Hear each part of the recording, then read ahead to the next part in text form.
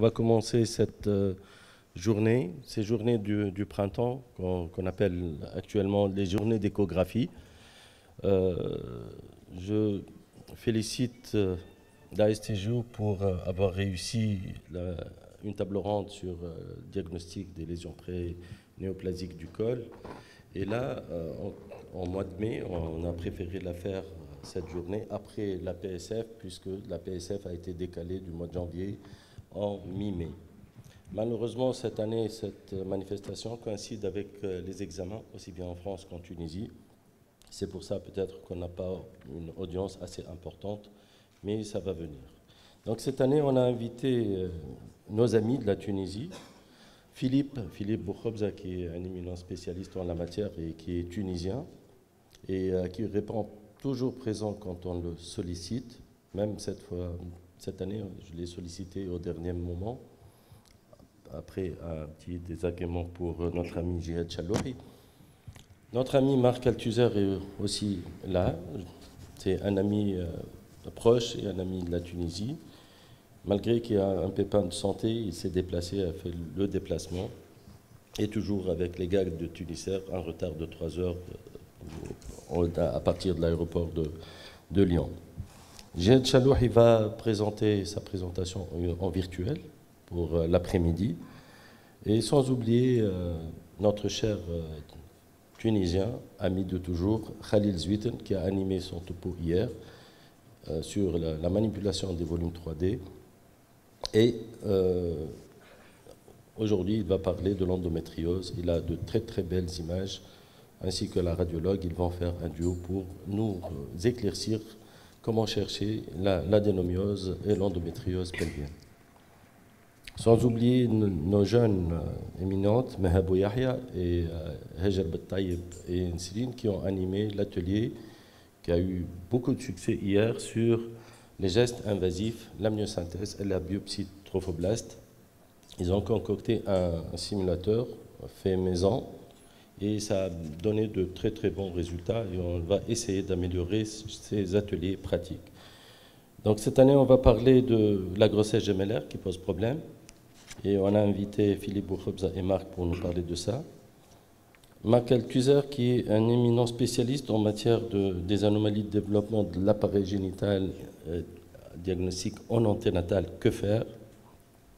Et l'après-midi, on aura une session sur le système nerveux central et sur l'endométriose. Devant, il y aura un élève tunisien qui a brillé, qui a fait ses études en Tunisie, mais qui a développé ses connaissances et les référents en matière de diagnostic anténatal. C'est notre ami Ziad Takali qui va nous parler du cœur fœtal et il va faire un live scan. Donc sans plus tarder, je vous souhaite un agréable congrès, un agréable séjour et je donne la parole à Sir Hamadi Bibi pour introduire Philippe. Merci. Bonjour tout le monde, chers amis, chers collègues. Donc cette première session est consacrée aux grossesses gémellaires. On va voir la place et les spécificités des grossesses gémellaires dans cette situation tellement difficile. Donc cette session comporte 3 présentations. La première, elle va s'intéresser au premier trimestre, puis les particularités des suivis des grossesses gémellaires et enfin les complications fœtales des grossesses gémellaires. Donc je donne la parole au docteur Philippe Boukhobza pour entamer cette session, rôle déterminant de l'échographie du premier trimestre. À vous la parole, monsieur. Merci beaucoup, bonjour à tous. Évidemment, toujours très heureux de vous retrouver ici en Tunisie pour ces journées de printemps, même si le temps n'est pas très printanier aujourd'hui.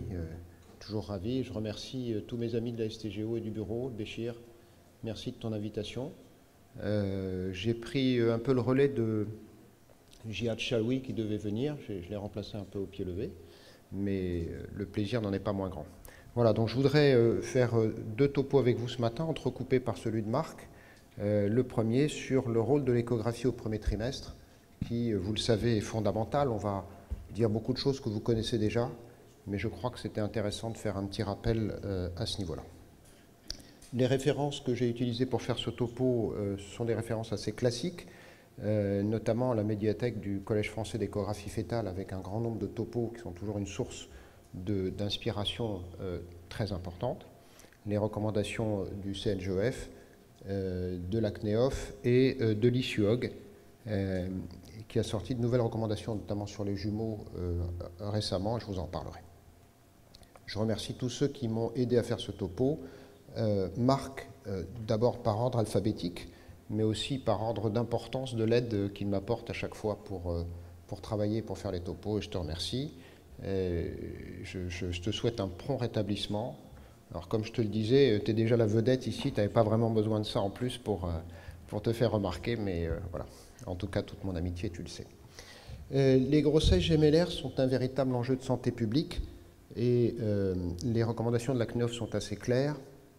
Il faut que nous, professionnels de santé, nous puissions disposer des meilleurs outils possibles pour surveiller l'état de santé des jumeaux et de leur mère, qu'on n'oubliera pas, et de façon à aider le corps médical et responsable de santé publique dans l'analyse des besoins et l'évaluation des pratiques médicales. Et pour cela, il y a un outil qui est absolument fondamental et incontournable, c'est l'échographie, et notamment l'échographie du premier trimestre. Et si on reprend ces quelques paroles de Yves Ville, qui est un des spécialistes mondiaux reconnus pour les grossesses gémellaires, on voit qu'il témoigne de la pertinence de l'échographie pour le suivi d'une grossesse et notamment pour les suivis, c'est encore plus vrai pour les grossesses gémellaires, que évidemment, vous le savez, et on va parler de ça tout au long de ce topo, que la chorionicité est le pivot du suivi de la prise en charge des grossesses gémellaires. Ce diagnostic doit être fait au premier trimestre de la grossesse, c'est absolument fondamental, et que le suivi, mais là c'est Marc qui vous en parlera, le suivi d'une grossesse gémellaire peut être assimilable à une succession d'examens de diagnostic des complications à un stade précoce. Le rôle de l'échographie, il est fondamental. Bien sûr, poser le diagnostic de gémellité, vérifier la localisation et la viabilité de cette grossesse multiple, établir une datation précise, préciser la chorionicité surtout et la myocité, ça c'est le plus important. Participer au risque de calcul de risque d'aneuploïdie, on va voir que c'est un petit peu secondaire pour les grossesses gémellaires. Vérifier l'absence de complications et dépister les éventuelles malformations. Vous voyez que ce rôle est extrêmement large et extrêmement important. On va parler dans ce premier topo des 4 premiers points, donc de poser le diagnostic de gémellité, de vérifier la localisation, la viabilité, la datation et surtout la chorionicité. Alors, c'est une dia que j'ai empruntée à Marc, les deux dias suivantes sont empruntées à Marc.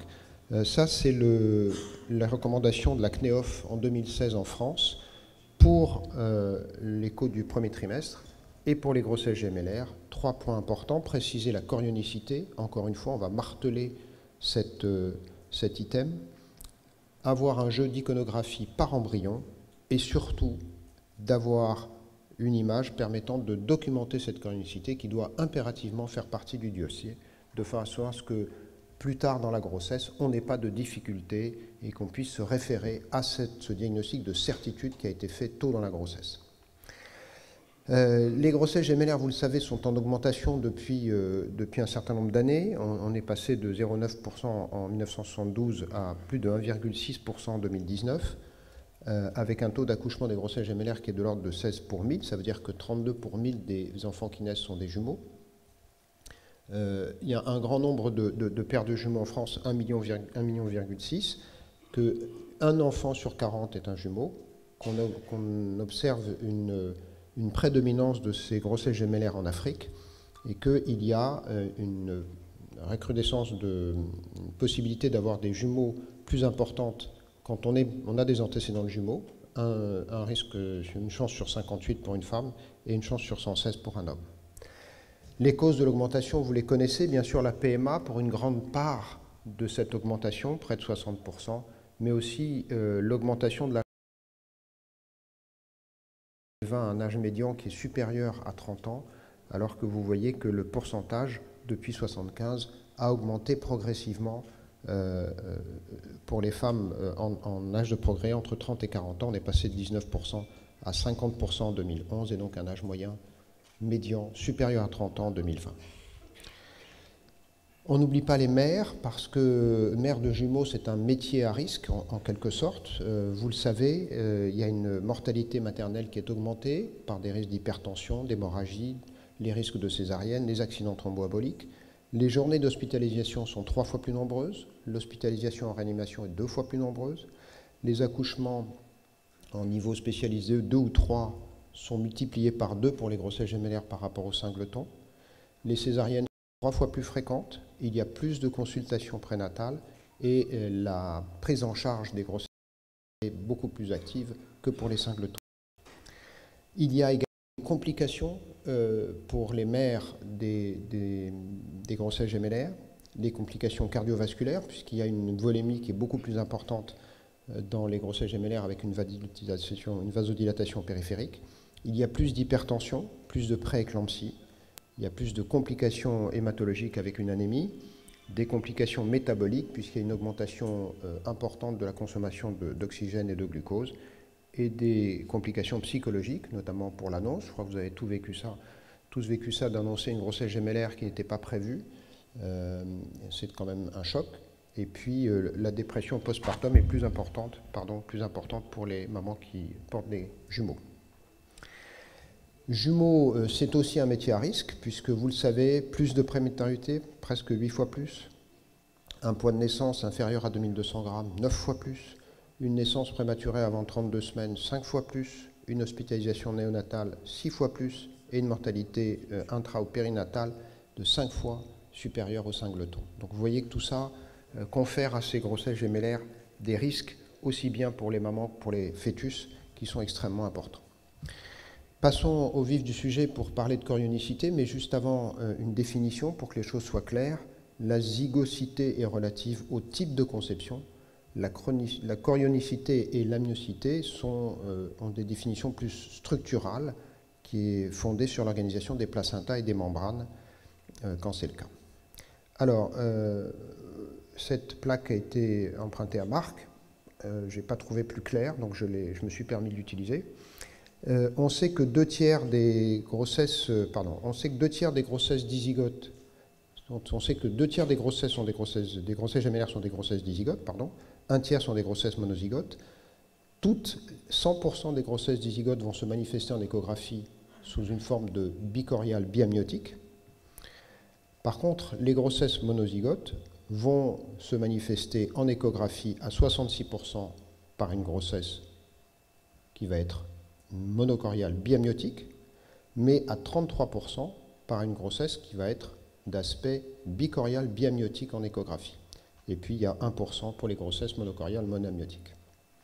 Donc vous comprenez bien que si on prend 100 grossesses, il va y avoir 66 qui vont être des dizygotes, et toutes ces 66 vont être vues en bicorial biamniotique en échographie. Sur les 34 monozygotes, il va y avoir 11 qui vont être vus en bicorial biamniotique, malgré que ce soit des monozygotes, et le reste en monocorial biamniotique, et pour 1%, donc une grossesse sur ces 100 monocorial monoamniotique. Si on fait le chemin inverse, qu'on passe de la chorionicité vers la zygocie, eh bien, on le sait, 100% des monocoriales sont monozygotes, qu'elles soient monocoriales monoamniotiques ou monocoriales biamniotiques. Par contre, quand on va avoir une grossesse bicoriale en échographie, on n'aura que 85% de dizygotes, et 15% de ces grossesses bicoriales biamniotiques seront des monozygotes. Les monozygotes, en fonction du moment où va se diviser l'œuf, on aura une représentation échographique qui sera différente. Si l'œuf se divise avant J4, avant le stade blastomère, eh bien on va avoir en échographie une représentation bicoriale biamniotique. Si la division se fait entre J4 et J8, on va se retrouver devant une grossesse monocoriale biamniotique. Entre J8 et J13, une monocoriale monoamniotique. Et si on a une division qui est après J13, on va avoir des jumeaux conjoints. Donc on récapitule tout ça. On sait donc que 2 tiers des jumeaux sont dizygotes, 1 tiers sont monozygotes. Toutes les dizygotes seront forcément bicoriales en échographie, mais 1 tiers des monozygotes vont apparaître en bicorial en échographie. Les monocoriales sont toujours monozygotes, et 85% des bicoriales sont dizygotes et 15% sont monozygotes. Pour faire clair, toutes les monocoriales sont monozygotes, mais l'inverse n'est pas vrai. toutes les bicoriales sont dizygotes, mais l'inverse n'est pas vrai. Premier point, donc, premier rôle de l'échographie, poser le diagnostic de gémellité. Alors, c'est bien de le faire tôt, mais pas trop tôt non plus, parce qu'on sait qu'il y a des difficultés à poser ce diagnostic quand on est très tôt dans la grossesse. C'est pour ça qu'on recommande de ne pas compter les sacs gestationnels avant 6 semaines d'aménorrhée, parce que c'est plus difficile, parce qu'il y a des faux positifs, des kystes au niveau du cytotrophoblaste, des hématomes qui peuvent aussi correspondre à des jumeaux évanescents, des cloisons utérines qui peuvent scinder un sac en deux, et donc pas de compte de sac avant 6 semaines. Pas de compte d'embryon de vésicule vitelline avant 7 semaines. Ça aussi, c'est extrêmement important. Et bien sûr, on va privilégier la voie vaginale qui va être beaucoup plus précise pour faire ce diagnostic de gémellité. Tout l'enjeu consiste à savoir de quel type anatomique on parle. Parce qu'on a bien, vous le savez tous, le diagnostic de chorionicité va être capital pour le suivi et pour la surveillance de cette grossesse. Et donc tout l'enjeu va être de définir ce type anatomique. Quand on est devant une grossesse, quand on veut savoir quelle est la chorionicité, eh bien il va savoir si c'est une grossesse bicoriale ou monocoriale. Donc le nombre de sacs est important, on l'a vu, mais pas trop tôt. On va se servir du signe du lambda ou du twin peak au 2e trimestre. On va compter les placentas, on va voir que ce n'est pas toujours facile. On va vérifier l'épaisseur de la cloison, mais ça n'est pas toujours facile non plus, et ça dépend à quel terme on va le faire. Et on va se servir des sexes, mais on va voir que dans quasiment la moitié des cas, les sexes ne permettent pas de se sortir de cette différence entre bicorial et monocorial, enfin en tout cas bizygote et monozygote. Si la grossesse est monocoriale, il va falloir préciser l'amniocité pour savoir si c'est une grossesse monocoriale biamniotique ou monoamniotique, parce que là encore il y a des complications spécifiques qu'il va falloir dépister. Là c'est l'étude de la membrane qui va être important. On va reparler du faux lambda, j'aime pas trop ce terme, mais ça veut dire ce que ça veut dire, on va en reparler. C'est en fait l'accollement des deux membranes amniotiques au niveau du cellome externe. Et puis, dans le cadre des monocoriales monoamniotiques, on pourra observer un entremêlement, un enchevêtrement des cordons qui est spécifique de ces grossesses. En ce qui concerne les sexes, on va retrouver des sexes identiques dans certaines grossesses bicoriales biamniotiques, mais évidemment dans toutes les grossesses monocoriales, et des sexes différents uniquement dans les grossesses bicoriales. Diagnostic de chorionicité bicoriale, les sacs. 2 sacs ovulaires bien distincts, avec un embryon dans chaque sac. Le signe du lambda, qui est ce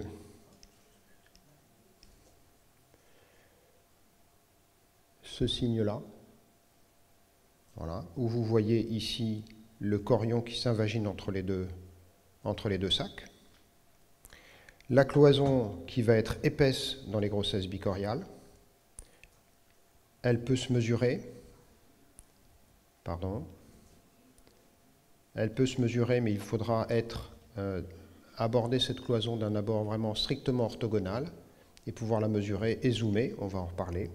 Et puis enfin, il faudra faire le compte des placentas, mais comme on va le voir, ces placentas peuvent être proches l'un de l'autre et difficiles à différencier.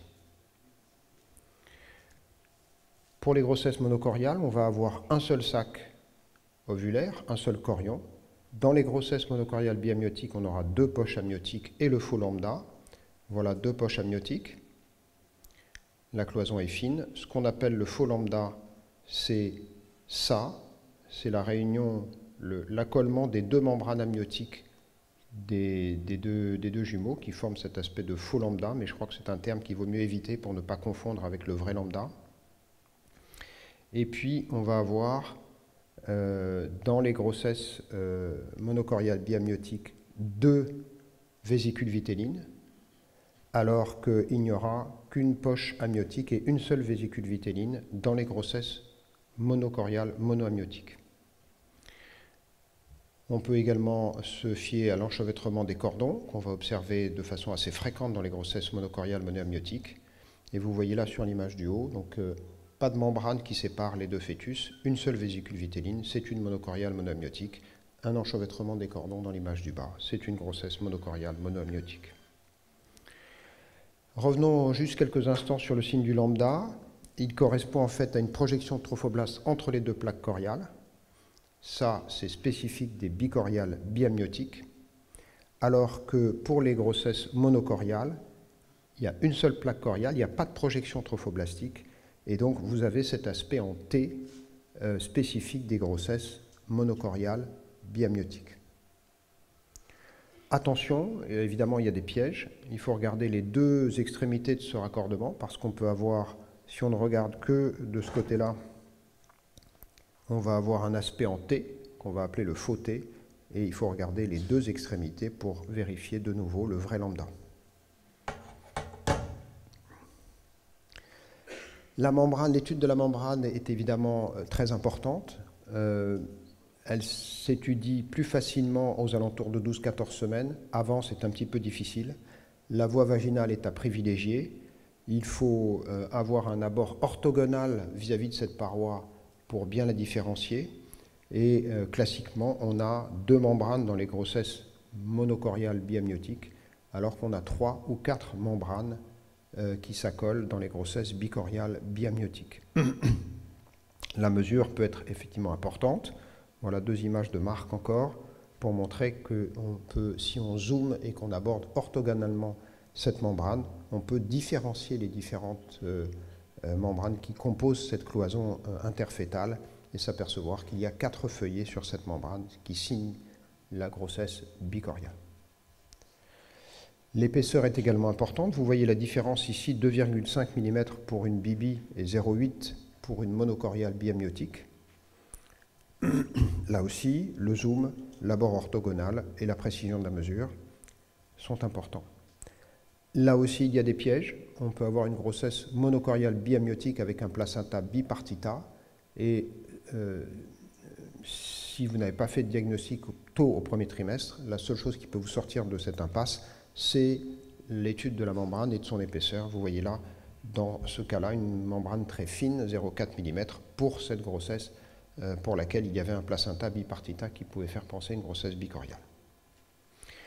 Cette membrane peut être parfois difficile à voir et on a parfois intérêt à augmenter le gain. Voilà une grossesse gémellaire qu'on avait pris au départ pour une grossesse monochoriale monoamniotique, mais quand on augmente le gain, eh bien on voit très bien apparaître la paroi ici, entre la paroi amniotique, entre les deux fœtus. Cette fiabilité du diagnostic au premier trimestre, elle a été démontrée de façon multiple depuis un certain nombre d'années. Vous voyez que quelles que soient les études et quelle que soit la façon, quels que soient les items que l'on peut prendre, y compris des items composites entre les différents moyens pour faire ce diagnostic de chronicité, eh bien les pourcentages de fiabilité sont excellents. Et donc ça confirme que ce diagnostic de chronicité doit être fait en échographie au premier trimestre. Cette chronicité, elle est beaucoup plus difficile au deuxième trimestre. On peut se servir d'un certain nombre de paramètres. Le sexe fœtal, oui mais, pas dans tous les cas, puisqu'on sait que dans les grossesses bichoriales, à peu près 55% sont du même sexe. Dans les grossesses monochoriales, évidemment, ils sont 100% du même sexe. Mais ça veut dire que vous comprenez que si on reprend l'exemple des 100 grossesses de tout à l'heure, dans à peu près 70% des cas, on ne pourra pas faire de différence par rapport au sexe. Bien sûr, si les sexes sont différents, ce sont forcément des jumeaux dizygotes, mais si les sexes sont identiques, on ne pourra pas faire la différence entre des grossesses monozygotes ou des grossesses dizygotes de même sexe. Juste un mot sur quelque chose d'assez exceptionnel, quelque chose que Marc avait publié sur un chimérisme avec des sexes différents dans une grossesse monochoriale. Mais je pense que là, c'est vraiment quelque chose d'exceptionnel. Le problème des placentas, oui, mais aussi, parce que les placentas peuvent être accolés et ils sont proches, ou très proches dans 50% des cas des grossesses bichoriales. Et puis, il y a, comme on l'a vu à l'instant, dans 1 à 3% des cas, des placentas qui sont bilobés dans les grossesses monochoriales. Donc là aussi, il va falloir être extrêmement prudent. Et là encore, si jamais le diagnostic a été posé au premier trimestre, on est beaucoup plus à l'aise pour cela. Au deuxième trimestre, on a l'équivalent du signe du lambda avec le Twin Peak, qui correspond à peu près à la même chose, mais qui va disparaître dans 20% des cas au deuxième trimestre. Donc si on a une écho qui est au deuxième trimestre mais relativement précoce, on a une chance d'observer ce signe, mais on a un certain nombre de pourcentages de ces signes qui disparaissent après 20 semaines. Là aussi, l'épaisseur de la membrane va nous servir au deuxième trimestre. Abord orthogonal, zoom, compte des feuillets, tout ça va nous permettre de faire le diagnostic de chronicité au deuxième trimestre quand on n'a pas eu ce diagnostic au premier trimestre. Mais encore une fois, c'est vraiment une situation dans laquelle on ne devrait pas se trouver. On récapitule. Les grossesses bicoriales, 2 chorions, 2 amnios, 2 vésicules vitellines, 2 céllomes et le signe du lambda. Pour les grossesses monocoriales biamniotiques, 1 seul chorion, 2 amnios, 2 vésicules vitellines, 1 cellome unique. Pour les grossesses monocoriales monoamniotiques, 1 seul chorion, 1 seul amnios, 1 seule vésicule vitelline, 1 seul cellome. Les messages, le rôle crucial de l'échographie, critères de qualité voie vaginale. Le diagnostic de chronicité doit être fait au premier trimestre. C'est fondamental pour le suivi de la grossesse. Conservation d'une image explicite de la chronicité dans le dossier. Ce diagnostic doit être fait de façon définitive. Et dans le cas où le diagnostic n'a pas été fait, on doit confier cette patiente à une équipe spécialisée. Je vous remercie.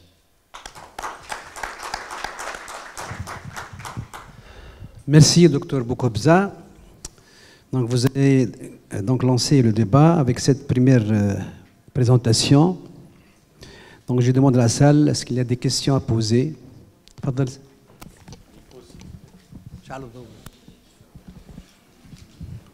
Riyad, la régie, s'il vous plaît, lumière dans la salle.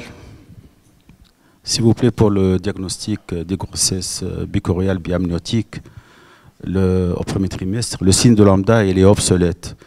Le diagnostic il est essentiellement posé par le compte de nombre de feuillets. Et pour cela, on doit disposer d'une sonde haute fréquence et notamment abordée par le diagnostic par voie vaginale. Merci. J'ai pas entendu. Excusez-moi, je n'ai pas entendu votre question. Pour le diagnostic de grossesse bicoriale biamniotique au premier trimestre, le signe de lambda à l'échographie il est obsolète. Le diagnostic il est essentiellement posé par le compte du nombre de feuillets accolés.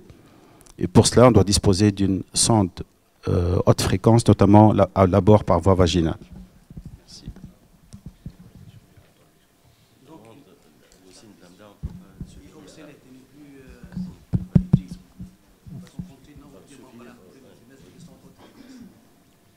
Votre question était, on ne peut pas se fier systématiquement au signe du lambda, c'était ça?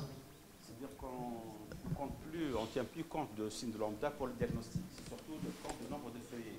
Ce sont les nouvelles recommandations pour c'est-à-dire, en fait, si vous avez ce signe du lambda, vous êtes tranquille, et il est facilement observable au premier trimestre, mais le problème c'est que soit vous n'arrivez pas à le voir, soit vous voyez l'autre extrémité de l'insertion de la membrane et elle peut être en T ou en faux T. Et du coup, effectivement, le nombre de feuillets devient capital. Merci, M. Philippe, pour votre clarté, une très belle iconographie. Je voudrais juste apporter un complément d'explication concernant les facteurs qui ont augmenté la fréquence des grossesses gémellaires. Vous nous avez dit tout d'abord la PMA, et c'est très bien compréhensible. Et en deuxième lieu, vous nous avez cité l'augmentation de l'âge des femmes enceintes. Je voudrais juste ajouter que plus la femme enceinte est âgée, plus nous pouvons trouver un taux de FSH plasmatique physiologiquement plus augmenté qu'avec un âge jeune. Ceci va favoriser effectivement l'éclosion du développement folliculaire et favoriser ainsi les grossesses gémellaires. Tout à fait d'accord. Tout à fait d'accord. Précision très importante. Merci.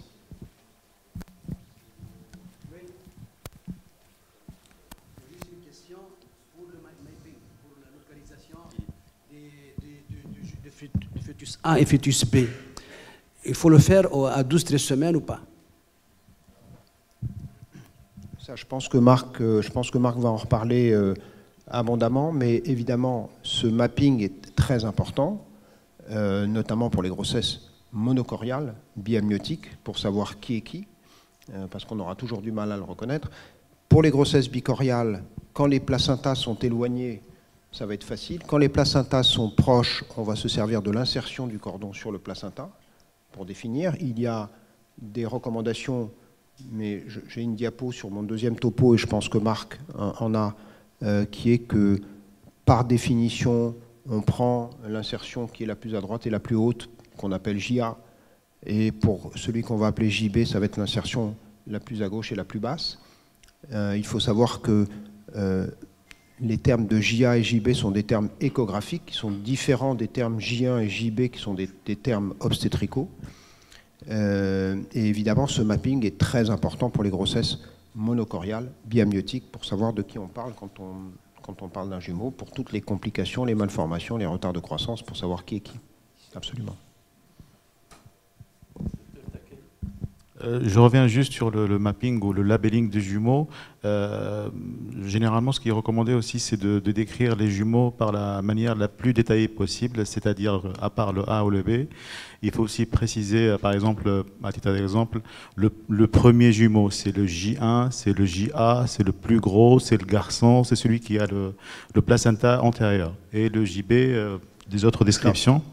Surtout que quand il y a une anomalie cachée, par exemple, telle une hernie diaphragmatique, et que dans certains cas, il y a ce qu'on appelle le phénomène du switch périnatal, c'est-à-dire que le J1 et le J2 échographique, le J2, il peut pousser le J1 et accoucher avant le J2.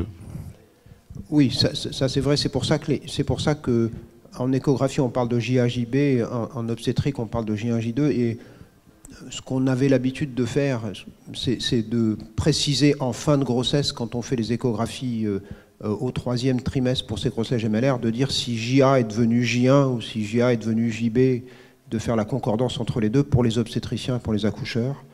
Ça, c'est évident. Évidemment, quand les sexes sont différents, c'est toujours plus facile de dire qui est qui. Mais quand les sexes sont identiques, il faut absolument se servir de ce mapping et de la position des placentas, de l'insertion des cordons sur les placentas, parce que sur les grossesses monocoriales où la membrane devient fine, très très fine assez vite, et où un fœtus peut passer par-dessus l'autre de façon assez facile, on a parfois du mal à se repérer.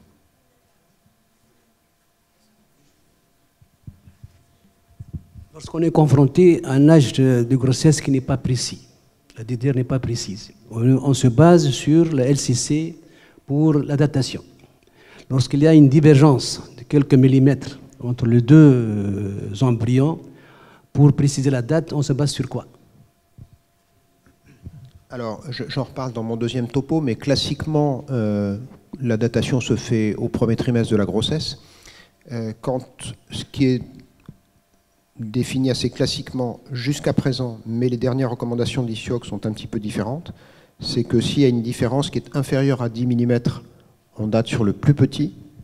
S'il y a une différence qui est supérieure à 10 mm, on date sur le plus gros pour ne pas méconnaître des retards de croissance précoces. C'est ce qu'on avait l'habitude de faire. L'ICIOG vient de sortir des nouvelles recommandations où on date sur le plus gros quoi qu'il arrive. Après, je pense que Marc va nous en reparler, mais voilà à peu près la situation actuelle.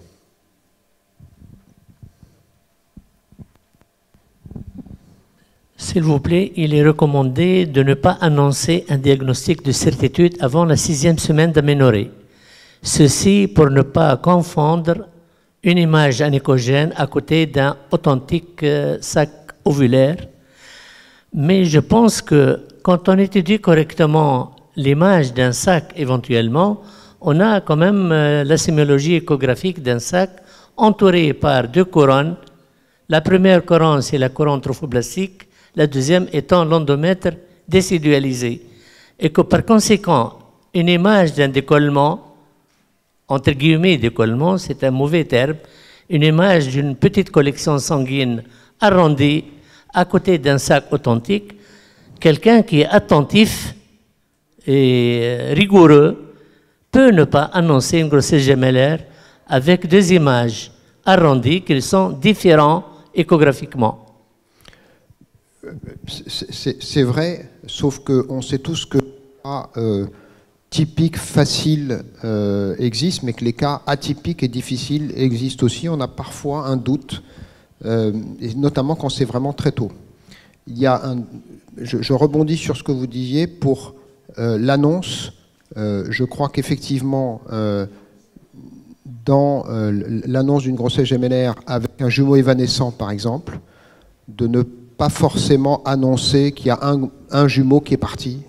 Je crois que ça peut être quelque chose de très traumatisant pour les mères. Je crois qu'il faut vraiment observer une asepsie verbale très importante là-dessus, parce que il y a quand même un traumatisme qui peut être créé par le fait de dire il y avait deux embryons, il y avait deux sacs, et il y en a un qui est parti, etc. Donc oui, tout à fait. Mais après, il y a des images qui sont typiques, par voie vaginale, on est sûr, pas de problème, on peut l'annoncer. Et puis, parfois, on est un petit peu embêté, on ne sait pas si cette grossesse va évoluer, si les deux vont évoluer, comment ça va se passer. Et on n'est pas une semaine près pour l'annoncer. Merci Philippe pour ce topo. Donc, tu as résumé l'essentiel et on sait tous, on a fait cette session pour essayer d'apporter un plus pour la pratique quotidienne et améliorer la prise en charge des grossesses gémellaires qui posent beaucoup de problèmes et qui sont exposées à plein de complications dont tu vas parler tout à l'heure. Je demande à l'audience d'applaudir Marc Althusser qui, malgré le pépin de santé, il s'est déplacé, il a pris la peine et on lui souhaite un prompt rétablissement. Et je lui donne la parole pour nous parler de l'organisation et des particularités du suivi échographique des grossesses gémellaires. Merci Marc.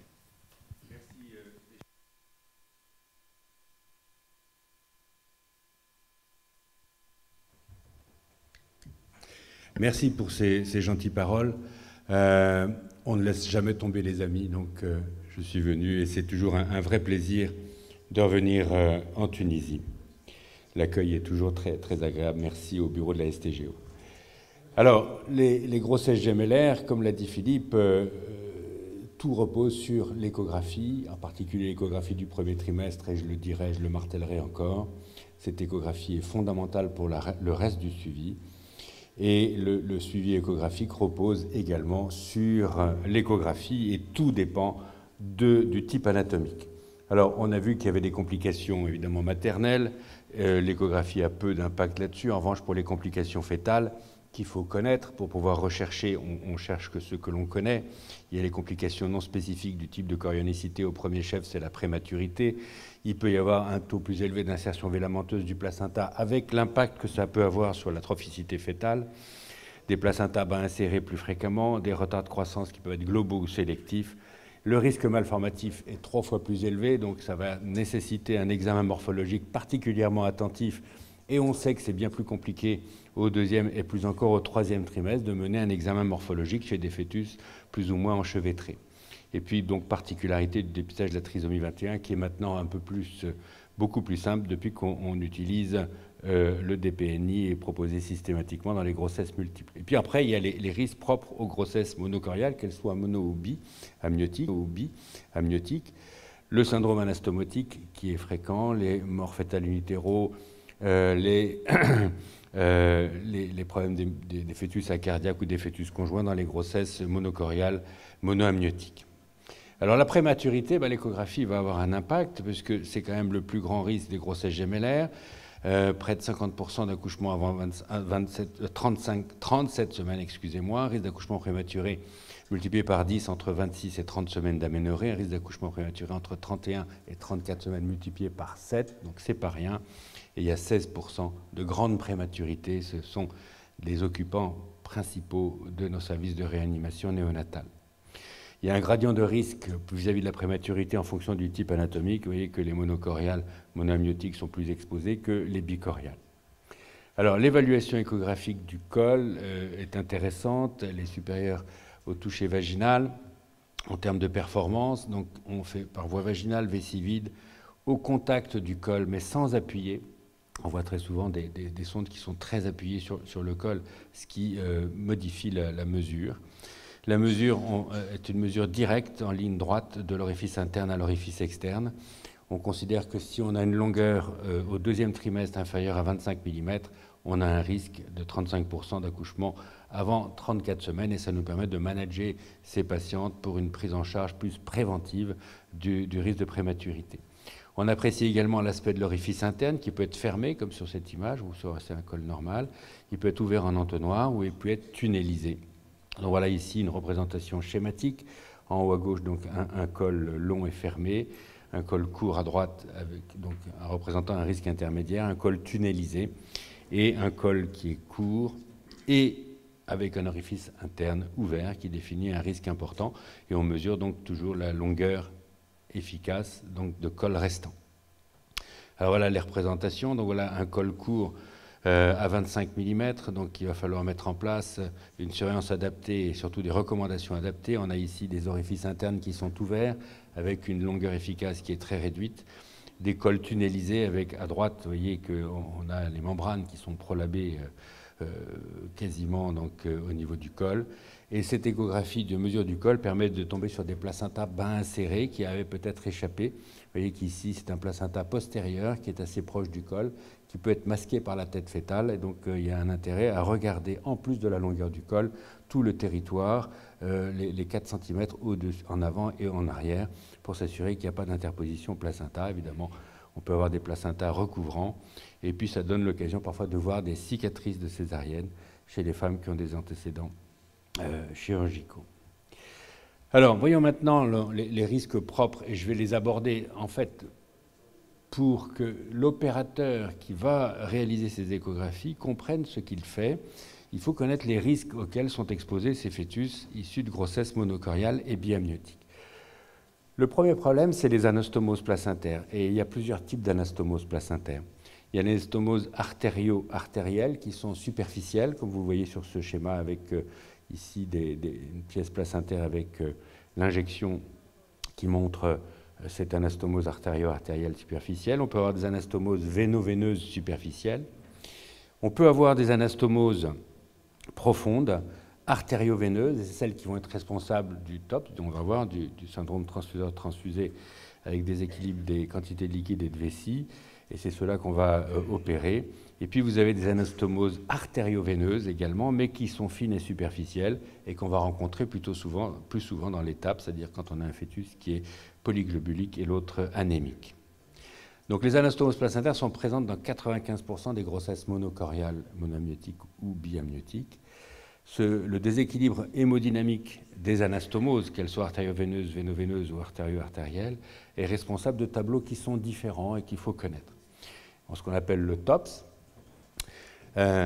qui est une séquence particulière qu'on va voir, le TAPS, séquence donc anémie, polyglobulie, il y a retard de croissance sélectif dans ces grossesses monocoriales, et puis la particularité donc, des grossesses monocoriales monoamniotiques, c'est le TRAP, c'est-à-dire le décès précoce d'un des deux fœtus, qui est rétroperfusé par le fœtus survivant grâce ou à cause des anastomoses.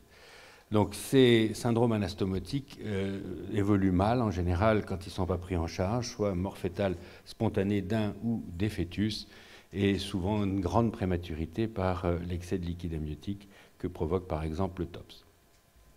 Donc les TOPS, anastomose profonde, c'est à peu près 10 à 15% des grossesses monocoriales monoamniotiques. Donc on n'est pas dans l'exception et ça justifie une surveillance très rapprochée, on va le voir. Le TAPS, c'est plus rare, 2 à 5% dans l'évolution spontanée. En revanche, c'est plus fréquent en post-opératoire quand on a fait des coagulations des anastomoses profondes dans le cadre d'un TOPS, eh bien on peut voir survenir dans la surveillance un TAPS qui va parfois nécessiter une reprise opératoire pour aller bloquer ces anastomoses superficielles. On peut avoir des retards de croissance sélectifs, c'est-à-dire qu'il va y avoir non seulement des anastomoses, mais des répartitions inégales des territoires placentaires, et donc ça représente environ 10% de ces grossesses monocoriales biamniotiques. On peut avoir des syndromes anastomotiques aigus qui sont plutôt tardifs. On voit, oui, ces fœtus, l'un polyglobulique et l'autre carrément anémique. Et puis on a évoqué donc cette séquence TRAPS. Alors, le syndrome transfusionnel, donc l'apanage des grossesses monocoriales biamniotiques, on a vu 15 à 20% de ces situations. Bien que ces anastomoses puissent se déséquilibrer à tout terme, elles se développent le plus souvent entre 15 et 25 semaines d'aménorrhée. Ce qui explique bien la nécessité de cibler la surveillance dans cette partie-là de la grossesse, à la toute fin du premier trimestre et jusqu'à 25 semaines en particulier, de façon à pouvoir intervenir si nécessaire. Donc sans traitement, évidemment, il y a une mortalité élevée, on vient de le voir. Alors, il y a deux modes d'expression hémodynamiquement différents qu'il faut bien comprendre pour pouvoir comprendre ce que l'on va faire dans la surveillance. Donc pour le TOPS, Twin Oligo Polydramnios Sequence, c'est un syndrome anastomotique aigu ou chronique, responsable d'un tableau d'hypovolémie et d'hypervolémie. C'est quelque chose d'important à comprendre. Alors que le TRAPS, eh bien, c'est une anastomose qui est chronique, plutôt à bas débit, avec des anastomoses superficielles de petit calibre, réalisant une transfusion lente. Donc il y a un transfuseur qui se déglobulise et il y a un transfusé qui va être polyglobulique. Donc responsable d'un tableau anémie et polyglobulie. Ce n'est pas tout à fait la même chose que dans la séquence du TOPS. Alors pour le TOPS, le receveur, eh bien, il va être en hypervolémie, il va recevoir plus de sang du placenta qu'il n'en envoie à cause de l'anastomose artério-veineuse, et donc il va être obligé d'éliminer ce surplus de liquide, donc il va être polyurique, ce qui va générer un hydramnios. Cette masse volumique sanguine importante va augmenter la précharge et la post-charge pour le cœur, et donc il va y avoir un tableau qui va s'installer de défaillance cardiaque avec des fuites valvulaires, bivalvulaires, des retentissements sur le Doppler ombilical avec l'index de résistance qui va augmenter, voire l'apparition d'un reverse flow. Et le Doppler cérébral, donc il va y avoir une vasodilatation, une baisse de l'index de résistance, et finalement un retentissement sur le ductus veineux avec une onde A qui devient négative, enfin, qui faiblit et qui devient finalement négative. Chez le receveur, lui en revanche, il est en hypovolémie, c'est-à-dire ce qu'il envoie au placenta revient en déduisant la part qui a été envoyée à l'autre, et donc il est plutôt en hypoperfusion, et donc il va activer son système rénine-angiotensine, et ça va donc baisser la diurèse fœtale, ce qui va concourir à développer un oligoamnios. Cette activation du système rénine-angiotensine chez le donneur va avoir aussi un impact chez le receveur, puisque ça va rajouter à la défaillance cardiaque. Et donc, donneur comme receveur sont dans ce tableau de TOPS menacés, l'un et l'autre, et c'est assez souvent d'ailleurs le receveur qui va décéder en premier. Alors, sur le plan échographique, quels sont les éléments requis pour évoquer un TOPS? Bien sûr, il faut que ce soit une grossesse monocoriale biamniotique, et on en revient sur l'élément fondamental qu'est l'échographie du premier trimestre. Il faut que chez le receveur, on ait un hydramnios, et cet hydramnios, il est défini métriquement. On a l'habitude de prendre la plus grande citerne supérieure à 80 mm avant 20 semaines et supérieure à 100 mm après 20 semaines. Donc c'est un excès franc de liquide amniotique. Et il faut que la vessie de ce receveur soit constamment grosse pendant tout l'examen, avec ou pas une hypotonie piélique qui traduit donc l'hyperactivité rénale. En revanche, chez le donneur, il va y avoir un oligoamnios dont la définition est une plus grande citerne inférieure à 20 mm, quel que soit le terme, et une petite vessie qui est constamment vide ou très peu remplie, avec des reins normaux bien présents. C'est ces conditions-là qui permettent d'évoquer un TOPS. Il n'y a pas nécessité d'avoir une disparité biométrique comme on le voit de temps en temps, c'est autre chose, ça va être un retard de croissance intra-utérin sélectif, on peut avoir les deux, mais pour le TOPS, il n'est pas nécessaire d'avoir une disparité de taille. Et si on n'a qu'un seul déséquilibre des quantités de liquide amniotique, mais que les vessies sont de taille normale, il n'est pas licite d'évoquer un TOPS, en tout cas un TOPS constitué. On resserrera peut-être la surveillance pour voir s'il apparaît secondairement une disparité de taille des vessies.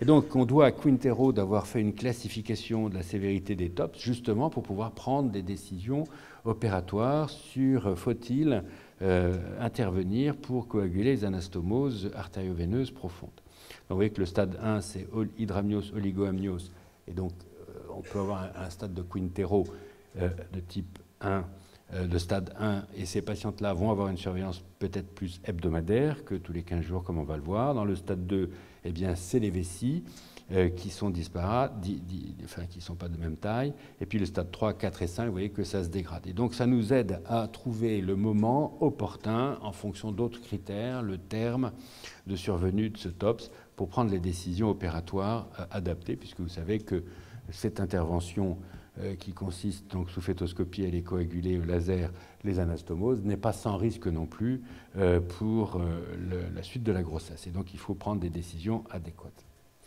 Alors pour le TAPS, donc c'est une forme chronique donc de syndrome transfusionnel.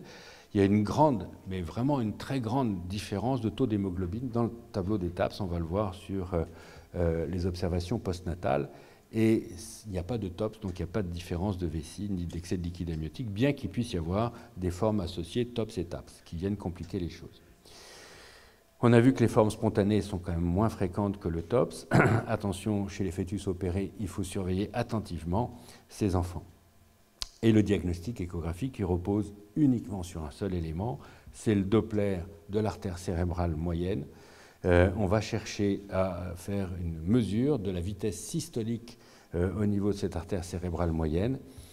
Quelle relation entre l'anémie fœtale et la vitesse systolique dans l'artère cérébrale moyenne? Eh bien, c'est l'hématocrite. Chez le fœtus qui est anémique, eh bien, il va y avoir un hématocrite plus bas, c'est-à-dire la fraction de plasma sera beaucoup plus importante que la fraction d'hématie.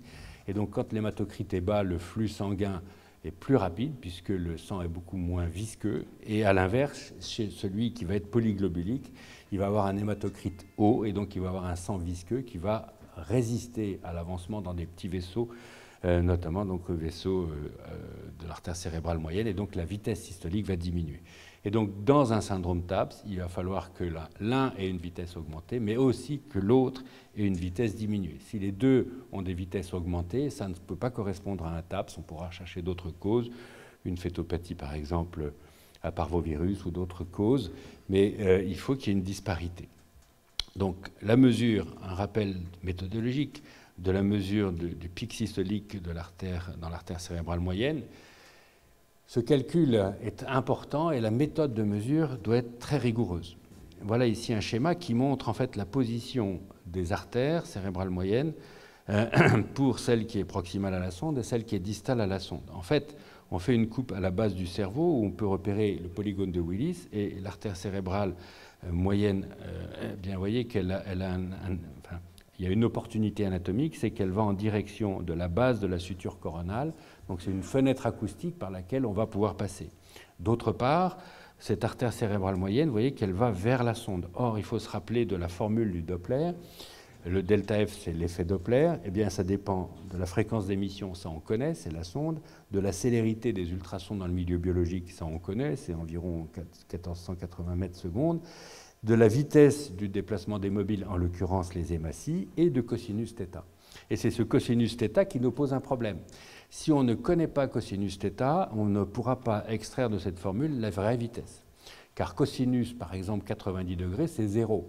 Et donc quand on aborde un vaisseau à 90 degrés pour faire un Doppler, il n'y aura pas d'effet Doppler, delta F est égal à 0. En revanche, cosinus 0 degré, c'est égal à 1. Et donc, dans cette formule-là, le delta F sera maximal et on pourra extraire une vitesse qui correspond plus à la vitesse réelle. Et donc, l'exigence dans la mesure de l'artère, de la vitesse systolique dans l'artère cérébrale moyenne, c'est une exigence de placer la ligne de tir Doppler pulsée dans l'axe du vaisseau, que ce soit pour l'artère cérébrale proximale à la sonde, c'est le plus souvent ce qui peut arriver, mais quand on a un fœtus qui est par exemple dos antérieur, eh bien, il peut être plus facile d'aborder l'artère cérébrale moyenne distale. Mais à ce moment-là, vous voyez qu'il faut, comme on le voit sur ce schéma, non pas être dans un plan transverse comme quand on fait un bip, mais basculer de 15 degrés vers l'avant ou vers l'arrière pour pouvoir être dans l'axe de tir.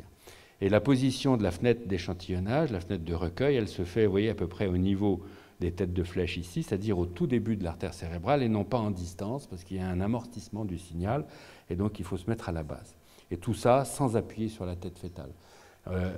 On a tendance parfois à appuyer parce que nos sondes sont convexes et les ventres sont concaves. Et donc on essaie de mettre l'entièreté de la connexion de la sonde sur le ventre maternel.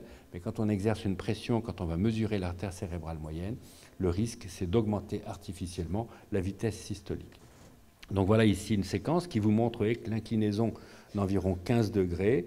On place la ligne de tir près du recueil et à ce moment-là, la machine, on attend un spectre de 4-5 spectres qui soit bien régulé. La machine nous calcule l'index de résistance, mais surtout la vitesse systolique. Alors voilà un exemple, vous êtes à 26 semaines, et si on regarde, vous voyez que la vitesse est à presque 81 cm par seconde. Alors on a une table, c'est la table de Marie, qui a fait la relation entre la vitesse et le taux d'hémoglobine, et vous voyez qu'on a, d'après cette publication qui fait référence maintenant de manière internationale, on a une anémie fœtale significative lorsque le pic de vélocité systolique est supérieur à 1,5 fois la médiane. Et vous avez donc cette table-là, avec chez ce fœtus à 80 cm/s, il est très largement au-dessus de 1,5 multiple de la médiane, donc il y a une anémie sévère chez ce fœtus-là. Alors il y a une petite astuce, si on n'a pas sous le coude la table de Marie, eh bien 1,5 mom, ça correspond à 2 fois la gestationnelle. C'est-à-dire qu'ici, on était à 26 semaines, donc le seuil, c'est 52 cm/s, vous le voyez ici sur la table de Marie. Et si on est à 32 semaines, par exemple, eh bien, ça va être 64 cm/s qui définira le seuil de 1,5 mom, donc le seuil d'anémie significative. Alors, quels sont les arguments échographiques qui permettent d'évoquer la mise en place d'un TAPS? Eh bien, c'est une discordance, on l'a vu, significative des pics de vélocité systémique. Il faut que chez le donneur, on ait une vitesse qui soit supérieure à 1,5 multiple de la médiane, mais également chez le receveur, une vélocité qui soit inférieure à 1 mom, ça c'est pour l'Oprior, et Romane Robir, elle, a défini un seuil un peu plus bas, à 0,8 mom. Donc vous voyez qu'il y a une grande différence. Alors le placenta de ces TAPS, c'est bien, vous voyez que ce sont des très fines, on l'a évoqué tout à l'heure, anastomoses artério-veineuses. Et donc le traitement, quand il est nécessaire, c'est de faire un traitement en laser équatorial, c'est-à-dire de séparer en surface toutes les anastomoses pour rééquilibrer. Alors là, c'est cet auteur-là qui a défini donc, la classification des TAPS en fonction des données de l'écho Doppler de l'artère cérébrale moyenne. Et là aussi, on a des stades 1, 2, 3 et 4 et 5. Et vous voyez que là, on retrouve donc cette disparité importante.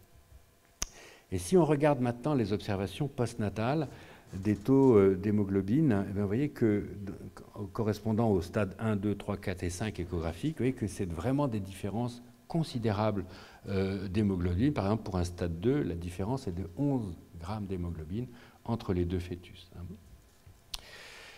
Alors, la recherche échographique de signes de STT dans ces grossesses monocoriales biamniotiques, bien, tout va être organisé à partir des données de l'écho du premier trimestre qui a donné le type anatomique. On va donc dès lors mettre en place une surveillance échographique tous les 15 jours. Si l'échographie a été faite à 12 semaines, on va commencer à 14 semaines. Je vous rappelle, la période de prédilection, c'est entre 15 et 25 semaines. Et cette échographie de tous les 15 jours vise à répondre à deux questions principales, donc c'est assez rapide finalement. Y a-t-il une discordance des quantités de liquide amniotique et y a-t-il une discordance des pics de vélocité? Donc on va chercher d'un côté sur le bras gauche les TOPS et sur le bras droit les TAPS. Alors si à la réponse y a-t-il une discordance de quantité de liquide amniotique, la réponse est non, alors on rentre dans la surveillance et on voit la patiente 15 jours plus tard. Si la réponse est oui, arrive immédiatement une seconde question qui est y a-t-il un déséquilibre des vessies? Si la réponse est non, eh bien, ce n'est pas un TOPS, on l'a vu tout à l'heure, donc on reprend la surveillance tous les 15 jours. Ou un peu moins si on a un petit doute sur un début de TOPS. Si en revanche la réponse est oui, eh bien là, clairement, le fait qu'il y ait une discordance de liquide et une discordance des tailles de vessie oriente vers un TOPS, et donc il va falloir le graduer selon la classification de Quinteros. Alors là, c'est un suivi rapproché, et on discutera avec les équipes spécialisées la réalisation d'un laser et la date de cette réalisation de laser avec la balance bénéfice et risque, toujours expliquée au préalable au couple. Concernant la recherche d'un TAPS, donc soit il n'y a pas de discordance, et à ce moment-là, sur ce versant-là, là, on s'en réfère à l'examen tous les 15 jours. Si la réponse est oui, clairement, on a un TAPS. à la condition qu'on a vu tout à l'heure que les différences de vélocité soient très importantes. Et là aussi, on peut être amené à rediscuter la réalisation d'un laser en fonction du terme, en fonction de l'importance du stade. Pour le retard de croissance sélectif, ce qui arrive de manière non négligeable, donc, il faut considérer que c'est une différence d'estimation de poids fœtal supérieure ou égale à 25%, dont au moins un des fœtus a une estimation de poids inférieure au 10e centile. Donc le ratio, c'est l'estimation du poids du gros moins celle du petit divisé par le gros. Ça concerne quand même 10 à 15% des grossesses monocoriales biamniotiques. Et donc c'est pour ça qu'on a souvent confondu ces retards de croissance, les syndromes transfuseur-transfusé, ce sont des entités différentes. Donc dans ces retards de croissance sélectifs, la complication la plus redoutée, c'est une mort fœtale in utero et ses conséquences hémodynamiques sur le survivant. Je pense que là, Philippe vous en parlera beaucoup, mais il y a le risque de mort concomitante du gros jumeau, entre guillemets, ou des lésions clastiques au niveau du cerveau de ce survivant, ce qui va justifier donc des examens échographiques très orientés et la réalisation d'une IRM à 30 semaines d'aménorrhée. Alors les mécanismes impliqués, donc on l'a évoqué tout à l'heure, partage illégal des placentas, des anastomoses artério-veineuses unidirectionnelles, ne pas oublier ces insertions vélamenteuses du cordon qu'il faut rechercher au premier trimestre. La recherche de la position de l'insertion du cordon est déterminante, on l'a vu, pour dire qui est JA et JB, parce que quand on ne fait pas ça au premier trimestre et que le placenta est postérieur, eh bien on risque d'avoir beaucoup de difficultés au deuxième, encore plus au troisième trimestre, parce qu'il y aura des ombres acoustiques qui vont se projeter sur le placenta postérieur, alors que même avec un placenta postérieur au premier trimestre, l'absorption des ultrasons par les fœtus est tellement faible qu'on peut voir les insertions du cordon, et notamment donc ces insertions vélamenteuses qui peuvent expliquer un retard de croissance comme dans les grossesses singletons. Donc parfois on peut le voir au deuxième trimestre, mais vous voyez ici, donc c'est quand même bien plus facile au premier trimestre de repérer cette insertion funiculaire. Donc la surveillance des Dopplers ombilicaux dans ces cas de retard de croissance sélectif est déterminante. Là on a la classification de Grattakos qui reste intéressante, parce que vous voyez qu'on a le type 1 où vous avez donc une diastole qui est positive, mais il y a quand même un risque important, et en général on est dans l'expectative. Dans le type 2, on commence à avoir des difficultés parce qu'on a une diastole nulle avec parfois un reverse flow, mais un reverse flow qui est permanent. Avec là, le risque de mort fœtale in utero est plus important et on peut se poser des questions sur le bénéfice d'un laser. Et dans le type 3, celui qu'on redoute, eh bien, vous avez des anastomoses qui sont plus larges avec des flux cycliques, ce qui explique qu'on ait des alternances de flux au niveau ombilical qui soient avec des diastoles nulles et des reverse flow intermittents. Cette situation paraît moins importante que celle-ci. En réalité, c'est l'intermittence de ces reverse flow qui signe la gravité de la situation. Et donc là, il va falloir avoir une réaction pluridisciplinaire, obstétrico-pédiatrique en fonction du terme sur la conduite à tenir. Et enfin, bon, la séquence TRAP. Donc là, ce qui se passe, c'est qu'au premier trimestre, il y a le décès d'un des deux fœtus, mais compte tenu de larges anastomoses, eh bien, le fœtus survivant va rétroperfuser le fœtus conjoint qui n'a plus d'activité cardiaque, qui souvent, à cause de l'ischémie liée à la mort fœtale, va avoir une destruction des structures cérébrales, mais le plus souvent, il garde des ébauches de membres. Et parfois, compte tenu de la persistance de l'arc réflexe médulaire, on a des mouvements des membres inférieurs alors qu'il n'y a pas de structure cérébrale et qu'il n'y a pas d'activité cardiaque, ce qui est assez surréaliste et ce qui est très choquant pour les patientes. Voilà un exemple au premier trimestre où on voit ici un fœtus en bas qui bouge, mais vous voyez qu'en haut, ça bouge également. Avec ce fœtus n'a déjà pratiquement plus de structure cérébrale. Malgré tout, il bouge les membres inférieurs. Vous voyez ici le balayage du fœtus sain vers le fœtus qui est décédé. Et quand on zoome, vous voyez qu'il n'y a pas d'activité cardiaque. Et pour autant, le Doppler montre qu'il y a une rétroperfusion.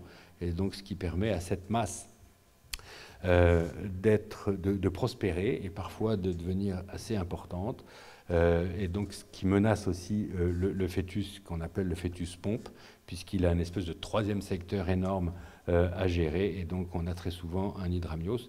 Et on peut être amené à discuter ici la coagulation du cordon ou au niveau des anastomoses, si on peut les repérer, pour éviter que le fœtus pompe ne décède de défaillance cardiaque. Alors pour les monoamniotiques, La morbimortalité est supérieure à 50%, c'est des situations dramatiques. Tout à l'heure, Philippe l'a évoqué, c'est l'entremêlement et les nœuds au niveau des cordons. Ces fœtus bougent dans un même espace, donc le risque d'entremêlement ou de constitution de nœuds complexes est très important, une cause fréquente de décès. Les fœtus conjoints, ce qu'on appelait avant les siamois, ce qui est désagréable pour les gens qui habitent le Siam. C'est des diagnostics maintenant de premier trimestre. Ici, on a l'impression que ces deux fœtus se font face, mais ils sont en fait liés par l'abdomen. On voit comme ici, sur cette coupe transversale et la pièce anatomique. On peut avoir donc des fœtus bicéphales, avec deux rachis pour d'autres, une seule tête. Évidemment, ce n'est pas au deuxième trimestre qu'il faut faire le diagnostic de ces affections-là. Donc pour la surveillance échographique, les objectifs de cette surveillance échographique, ça ne devrait pas au deuxième trimestre être un diagnostic de chorionicité et d'amniocité. Le but, c'est de vérifier la croissance des deux fœtus. On a vu qu'il y avait des retards de croissance sélectifs, mais il peut y avoir des retards de croissance sans syndrome anastomotique, comme pour les autres fœtus, il peut y avoir des problèmes vasculaires, materno-fœtaux. La morphologie fœtale, on a vu qu'il y avait quand même plus de risques malformatifs et c'est un examen plus compliqué. Donc, on va le voir, l'opérateur qui procède à ces échographies de surveillance doit être un opérateur senior. Cet opérateur doit être donc expérimenté. C'est un examen qui est souvent très technique. Dès qu'on dépasse 18 semaines, ça devient compliqué. Il doit connaître les complications et donc savoir quels signes rechercher en fonction de ces complications. Le plus souvent, c'est un opérateur qui est intégré dans une équipe spécialisée qui a l'habitude de prendre en charge et de faire donc des fœtoscopies laser si c'est nécessaire pour discuter donc l'opportunité de faire ces gestes et dans le cadre du suivi de ces gestes s'ils ont été réalisés. Et idéalement, c'est mieux que ce soit le même opérateur qui fasse le suivi, notamment pour l'évaluation de la biométrie. Vous savez qu'il y a une variabilité dans les mesures et donc dans l'estimation du poids fœtal. Cette variabilité, il y a une variabilité intra-opérateur, mais il y a aussi une variabilité extra-opérateur. Et donc, quand on change d'opérateur, c'est difficile d'interpréter les courbes qui sont assez volontiers en dents de scie. Alors, pour les grossesses bicoriales, donc, ce qui est recommandé mensuel à partir de 18 semaines, avant ça n'a pas beaucoup d'intérêt, puisque ça ne changera pas la prise en charge obstétricale de la grossesse, mais à partir de 18 semaines, on fait une échographie mensuelle.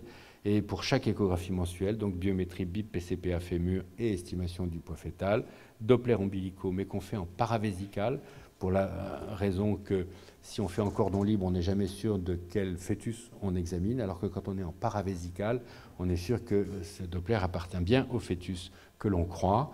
Attention, les Dopplers en paravésical ont des résistances plus élevées que quand on est en cordon libre ou au niveau de l'insertion du cordon sur le placenta, parce qu'il y a toute la traversée, la longueur du cordon qui se rajoute à la résistance placentaire. Donc il ne faut pas s'affoler sur des index résistance qui soient un petit peu élevés quand on est en paravésical. On étudie le placenta, on cherche donc des placentas bas insérés, les quantités de liquide amniotique, la mesure du col tous les mois, pour pouvoir adapter les recommandations et des courbes qui doivent être établies à chaque fois pour BIP, PCPA fémur et estimation du poids fœtal. Quant au bilan morphologique, on recommande de le faire à 18 semaines parce que c'est un peu plus facile l'accès. Maintenant, les sondes dont on dispose nous permettent d'avoir une morphologie quand même assez robuste dès 18 semaines, qu'on complète ou qu'on renouvelle à 22 semaines, et on n'attend pas 32 semaines pour le suivant parce que c'est plus compliqué, mais on fait une troisième morpho. C'est ce qu'on fait chez nous, en tout cas, à 30 semaines. Alors, pour les monocoriales et biamniotiques, tous les 15 jours, à partir de 12 semaines, pour toute échographie, pareil, biométrie, Doppler ombilicaux en paravésical, mesure du col, pas tous les 15 jours, mais tous les mois, il ne faut pas toucher les cols en permanence, recherche de signes de TOPS, recherche de signes de TAPS, courbe évolutive, et il est important de tracer ces courbes de façon à ce que toute l'équipe puisse avoir une idée synoptique, si on peut dire, de la dynamique de croissance. Et idéalement, maintenant, on a des logiciels qui nous montrent donc BIP, PCPA fémur, courbe de poids, et également l'évolution du pic de vélocité dans l'artère cérébrale moyenne, ce qui permet, en regardant l'évolution, d'avoir des tendances. Et enfin, la morphologie, pareil, 18, 22 et 30 semaines. Concernant les grossesses monoamniotiques, donc monocoriales, monoamniotiques, eh bien, il n'y a pas de consensus. Si on regarde, par exemple, Port-Royal, Saint-Vincent-de-Paul et Clamart, donc qui proposent dans ces centres une échographie tous les 15 jours, comme pour les monocoriales biamniotiques. Pour Robert Debré, Poissy et Necker, une par mois. S'il n'y a pas de consensus sur la fréquence de surveillance, d'ailleurs aussi sur le mode d'accouchement et le terme d'accouchement, c'est que ce sont des grossesses très compliquées et pour lesquelles les bénéfices cliniques de la surveillance ne sont pas du même ordre que celles des grossesses monocoriales et biamniotiques. Ce qu'on propose, donc là aussi c'est une biométrie, des Doppler, pareil, mesure du col, recherche des nœuds au cordon et d'entremêlement, mais on peut se poser la question sur quel bénéfice, puisqu'on n'a pas de solution thérapeutique à proposer, donc c'est une échographie contemplative et il n'y a pas d'activité médicale à proposer, simplement de dire à la femme qu'il y a un risque de mortalité, mais on lui avait dit dès le départ. Et s'il y a une mort fétale d'un des deux fœtus et qu'un des deux autres survit, ce qui est plutôt pas fréquent, eh bien on va rechercher des lésions ischémiques au niveau cérébral en particulier, mais aussi des modifications de l'écostructure des reins et du tube digestif. Donc pour conclure, le suivi échographique repose, vous l'avez compris, on l'a martelé avec Philippe, sur les données de l'écho du premier trimestre. Si c'est une monocoriale biamniotique, ce sera une surveillance particulière avec un opérateur entraîné. Si c'est une bicoriale, donc biamniotique, eh bien, ce sera une surveillance mensuelle avec un opérateur qui n'aura pas besoin d'être aussi entraîné que dans le premier des cas. Ce sont des examens qui sont très difficiles et très chronophages, donc on ne peut pas faire une échographie comme ça à la va-vite, il faut se préparer à faire un examen qui peut durer plus d'1 heure, même pour un opérateur entraîné. Cet opérateur doit être expérimenté et encore une fois, ça doit être si possible le même tout au cours du suivi de la grossesse pour éviter les erreurs d'interprétation de la biométrie. Cet opérateur, il doit bien connaître et bien comprendre ce qu'il recherche et il doit comprendre donc les pathologies et la physiopathologie de ces pathologies. Et enfin, le respect de ces procédures, c'est-à-dire des cadences qui ont été définies, permet d'avoir une réactivité, si toutefois on peut en avoir une, optimale quand je fais ce modulo. Donc c'est pour les rares grossesses monocoriales monoamniotiques où on est très souvent démunis. Voilà, je vous remercie de votre attention. Donc sans transition, on va passer directement à la dernière présente cette session. C'est les complications fétales des grossesses gémellaires. On va réserver donc les questions à la fin de ces deux présentations. Merci. On peut prendre une question en attendant que Philippe s'installe.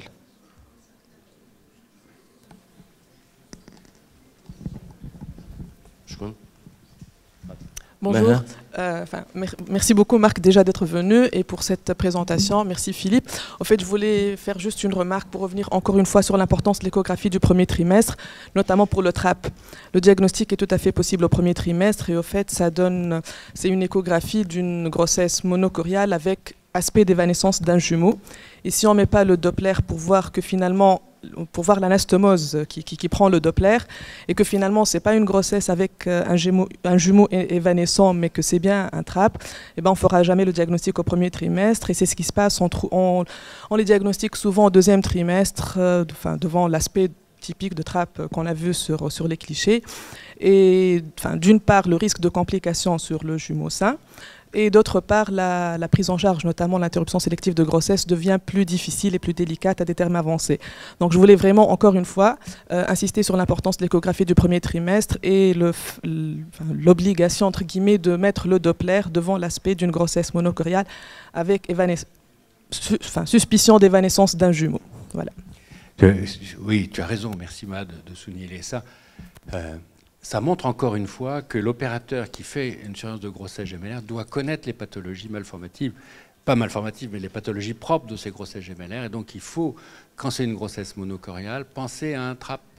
C'est rare, mais il faut y penser. Et donc il faut mettre les moyens qu'il faut parce que cette patiente va être orientée assez rapidement dans des centres de référence pour pouvoir prendre en charge correctement.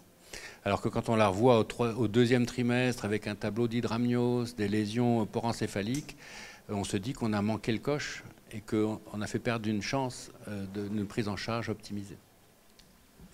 Merci. Alors, mon topo est quasiment identique à celui que vient de faire Marc.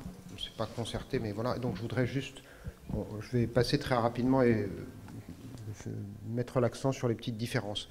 Pour ce dont on vient de parler, toutes ces complications, en fait, pose très peu de problèmes diagnostiques, à l'exception du syndrome transfuseur-transfusé, parce qu'un TRAP va être facilement identifiable au premier trimestre et au deuxième trimestre. Donc c'est vraiment la prise en charge qui va être importante. En ce qui concerne le syndrome transfuseur-transfusé, ça peut poser des problèmes diagnostiques, des problèmes de diagnostic différentiel avec un retard de croissance sélectif. Donc c'est là-dessus que je voudrais mettre l'accent. Comme je vous l'ai dit, le rôle de l'échographie est primordial pour le diagnostic de chronicité, primordial pour le diagnostic des malformations et des complications. Et dans ce deuxième topo, on peut rajouter de nouveau la datation précise, puisqu'on va parler de retard de croissance sélectif, et de nouveau marteler encore le diagnostic de chronicité qui doit être fait au premier trimestre. Les complications pour ces grossesses gémellaires, eh bien, il y a des complications qui sont propres à toutes les grossesses, et puis des complications, comme vous l'a dit Marc, qui sont spécifiques au monocorial. Et il va être important, donc encore une fois, de préciser la chronicité et la myocité, d'établir une datation précise, de définir qui est qui, on en a parlé, et d'organiser une surveillance dont vient de vous parler Marc. La datation, on ne va pas reprendre les basiques, mais elle doit être extrêmement précise au premier trimestre, avec des critères de qualité que vous connaissez tous, sur lesquels je ne reviendrai pas. Sur le mapping, on en a parlé. Pour les grossesses bicoriales, c'est un petit peu plus facile, et notamment quand les sexes sont différents, évidemment, ou quand les placentas sont très éloignés. Ça peut être un petit peu plus difficile quand les placentas sont proches. Par définition, on appelle JA, et JA est un terme échographique, celui qui a le placenta et l'insertion la plus haute et la plus à droite, JB, celui qui a l'insertion la plus basse et la plus à gauche. Pour les grossesses monocoriales, on va se fixer uniquement sur les insertions des cordons, en disant que celui qui a l'insertion la plus à droite sur ce placenta commun, unique, va être appelé JA et l'autre JB. Le problème des complications des grossesses gémellaires, c'est un problème de discordance en fait. Donc on peut avoir une discordance d'évolution vers une mort fœtale in utero, une discordance de croissance avec un retard de croissance sélectif pour un des jumeaux, une discordance de morphologie avec une anomalie chez un des jumeaux, y compris chez les jumeaux monocoriaux, une discordance de volémie ou de diurèse, c'est le syndrome transfuseur-transfusé et le TRAP, et une discordance d'hémoglobine, c'est le TAPS, dont on vous a parlé abondamment à l'instant.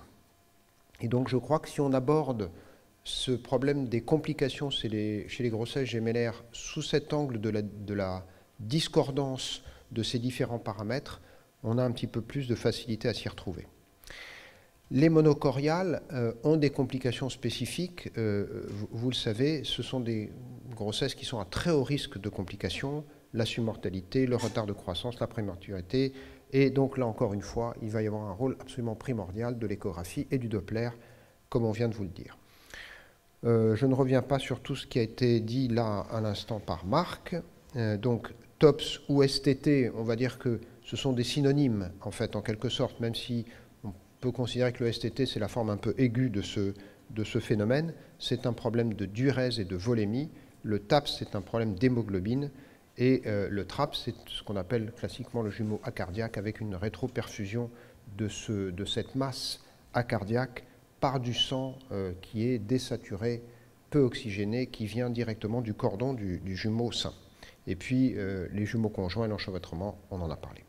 Donc TOPS, c'est le STT, discordance de diurèse et de volémie, complication emblématique des grossesses monocoriales, 10 à 15% des monocoriales, mais on peut avoir aussi un syndrome STT chez une grossesse monocoriale monoamniotique. C'est rare, mais ça arrive, un peu plus compliqué à définir, mais ça peut arriver.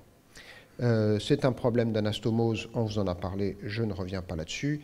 Là, ce petit schéma pour comprendre qu'il y a ces anastomoses qui sont profondes, artério-veineuses et véno-artérielles, qui peuvent créer ce déséquilibre. Et en fait, il y a en plus des échanges métaboliques et d'hormones entre ces deux fœtus, mais ces fœtus ont parfois des caractéristiques et des besoins complètement différents, et ça, c'est une notion qu'il faut prendre en compte dans ce syndrome STT. Alors, en principe, Marc vous l'a dit, ces anastomoses, elles existent dans l'immense majorité des grossesses gémellaires, monocoriales, mais en principe, elles sont équilibrées. Et donc, il y a un flux équilibré de l'un vers l'autre et de l'autre vers l'un qui se maintient dans la plupart des cas. Mais dans à peu près 10-15%, eh bien, il y a une décompensation de cet équilibre hémodynamique qui va aboutir au STT. Parfois, dans la majorité des cas, heureusement, la médiation humorale va compenser ce déséquilibre, mais parfois pas. Et donc, on va arriver à l'avènement du STT. Donc, ça, c'est ce que vous a expliqué Marc, avec deux facteurs, deux phénomènes humoraux qui compensent l'hypervolémie chez le receveur et l'hypovolémie chez le donneur. C'est le facteur atrial natriurétique chez le receveur et l'activation du système rénine-angiotensine chez le donneur. Je n'y reviens pas. La forme aiguë de ce STT, c'est donc la dérégulation brutale et importante de ces phénomènes qui va entraîner donc un hydramnios polyédrique chez le receveur, un oligoamnios anurique chez le donneur. Mais il y a aussi un échange d'hormones via ces anastomoses qui peut aboutir à une cardiomyopathie hypertrophique hypertensive chez le receveur, à une tubulopathie rénale chez le donneur. Donc ça complique les complications, si je puis dire. Les facteurs de gravité de ce syndrome transfuseur-transfusé, eh bien, cette gravité dépend du nombre d'anastomoses. Évidemment, plus il y en a, plus le risque de dérégulation est important, du diamètre de ces anastomoses qui vont laisser passer plus de sang, et de l'âge gestationnel de survenue. On sait bien que plus c'est tôt, plus c'est grave, et plus c'est embêtant, et plus c'est difficile à gérer. Les aspects échographiques, je n'y reviens pas. Hydramnios, grosse vessie pour le fœtus receveur qui est polyédrique. Oligoamnios, petite vessie ou vessie vide chez le donneur. Tous ces aspects-là, Marc vous les a montrés, je passe rapidement. Les Doppler, Yves en a parlé. Juste un mot sur le ductus, qui doit faire partie, à mon avis, de l'exploration systématique en plus de l'artère ombilicale et de l'artère cérébrale moyenne. Les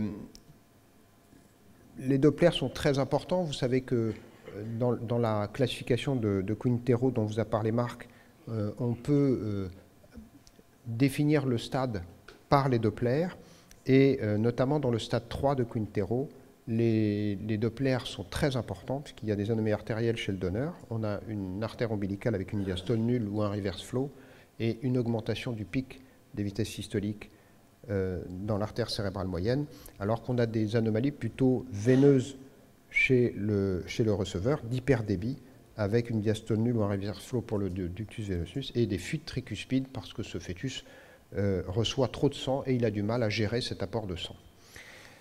Comme vous l'a dit Marc, la différence biométrique ne fait pas partie de la définition stricte du STT. Il n'empêche que l'on observe très fréquemment une différence de biométrie entre les fœtus, mais qui peut faire prendre à tort, avoir une difficulté pour faire le diagnostic différentiel avec un retard de croissance sélectif.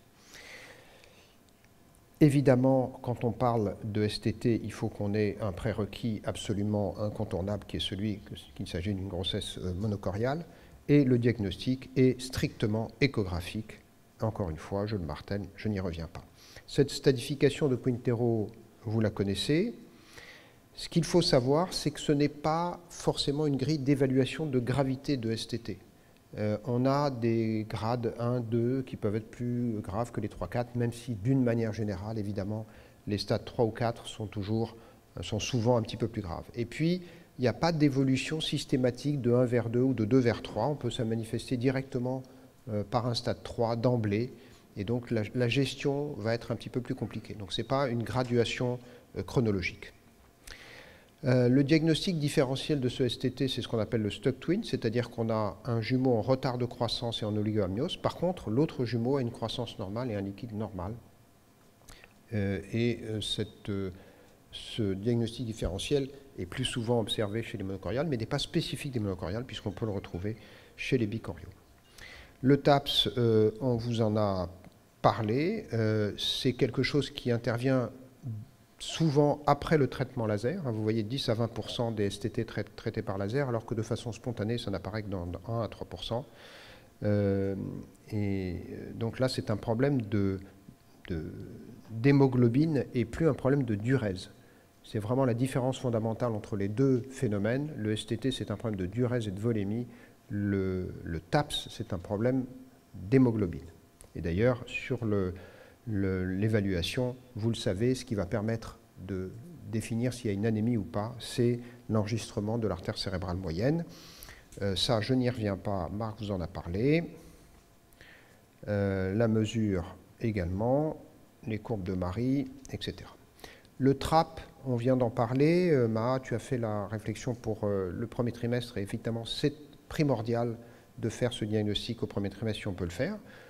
Mais encore une fois, il n'y a pas vraiment de difficulté diagnostique dans ce phénomène. On a tout de suite, manifestement, un des fœtus qui est mal formé, qui n'a pas d'activité cardiaque, même s'il est perfusé. Et le principe de ce TAPS, c'est que ces anastomoses, en fait, perfusent la cardiaque avec un sang qui est désaturé, pauvre en nutriments, qui vient du cordon du jumeau sain. Évidemment, ce jumeau acardiaque n'est jamais viable et il y a un risque important de mort fœtale in utero du jumeau sain. En plus, on observe souvent un hydramnios qui augmente le risque de prématurité. Voilà. Les monocoriales monoamniotiques sont très rares, c'est 1% des monocoriales, donc c'est quelque chose d'assez rare. Ça correspond, comme je vous l'ai dit tout à l'heure, à une division tardive entre le 8e et 13e jour. Mortalité élevée in utero ou périnatale, par la prématurité souvent importante, l'enchevêtrement des cordons. La morbidité également est élevée du fait de la prématurité, des malformations, des complications funiculaires. Tout ça, vous le savez. Les jumeaux conjoints, 4 à 5% des monocoriales monoamniotiques. On a deux types de jumeaux conjoints, soit des jumeaux conjoints symétriques, qu'on appelle les siamois, soit des jumeaux conjoints asymétriques, qui sont soit des jumeaux parasites, soit des fœtus in fetu, mais qui sont des choses quand même assez rares. Voilà quelques exemples. Un que je viens de voir il y a très peu de temps, que vous voyez en vidéo, et un autre cas que m'a prêté Jean-Philippe Beau. Là encore, j'allais dire, pas trop de difficultés diagnostiques pour ce problème-là, pour autant qu'on soit soigneux dans son échographie du premier trimestre, encore une fois. Voilà quelques images ici pour vous montrer donc la différence entre les jumeaux symétriques d'ici à moi et les jumeaux parasites ou fœtus une fœtu avec simplement une partie d'un fœtus raccroché à l'autre. Les cordons, Marc vous en a parlé. Voilà un exemple que je lui dois d'ailleurs avec la concordance clinique post-accouchement. Un mot sur les retards de croissance intra-utérin des gémellaires. Donc évidemment, c'est quelque chose d'assez fréquent, beaucoup plus fréquent chez les gémellaires que les singletons et beaucoup plus fréquent chez les monocoriales que sur les bicoriales. On a parlé du problème de datation. Les choses ne sont pas complètement tranchées sur savoir s'il faut dater sur le plus petit ou le plus grand. A priori, plutôt le plus petit s'il y a moins de 10 mm et le plus grand s'il y a plus de 10 mm. Mais comme je vous le disais tout à l'heure, l'ICIOG a sorti des recommandations pour dater systématiquement sur le plus grand. J'avoue que ce n'est pas tranché. Le problème des retards de croissance, c'est qu'il y a évidemment des causes maternelles, l'hypertension, la prééclampsie, le diabète. Il y a des causes fœtales, les malformations ou anomalies chromosomiques, le syndrome transfuseur-transfusé, les infections, les réductions embryonnaires, les causes annexielles avec tous les problèmes de placenta, bas insérés, les insertions vélamenteuses ou marginales. Tout ça implique un risque augmenté de retard de croissance intra-utérin. Pour les monocoriales, Marc vous en a parlé, il y a des retards de croissance spécifiques aux monocoriales dans lesquels il y a un retard de croissance d'un jumeau de façon isolée, sans différence de liquide amniotique. Et là, c'est le Doppler ombilical qui prend toute son importance et qui est systématiquement anormal avec les grades dont on vous a parlé, type 1, type 2, type 3, qui permettent de graduer la gravité de ce retard de croissance sur le plus petit. mort fétale, in utero et grossesse gémellaire, on vous en a parlé. Pour vous rappeler que quand il y a le décès d'un jumeau dans une monocoriale, il y a un grand risque de décès de l'autre fœtus et qu'il y a, dans un grand nombre de cas, dans le cadre d'une mort fétale d'un jumeau, des lésions neurologiques cérébrales chez l'autre jumeau. Et donc, comme Marc vous le disait, l'exploration minutieuse de la morphologie fétale, et notamment au niveau cérébral, est absolument capitale. Voilà, c'est assez rapide parce qu'en fait, nos deux topos se superposaient, mais encore une fois, grossesse gémellaire, grossesse à risque, grossesse monocoriale, grossesse à haut risque, importance de l'échographie au premier trimestre, diagnostic de chorionicité, et à part certains cas de STT, les diagnostics de ces complications sont relativement simples si on est un petit peu minutieux. C'est la prise en charge qui va être importante et je crois qu'elle relève plutôt d'équipes spécialisées. Je vous remercie.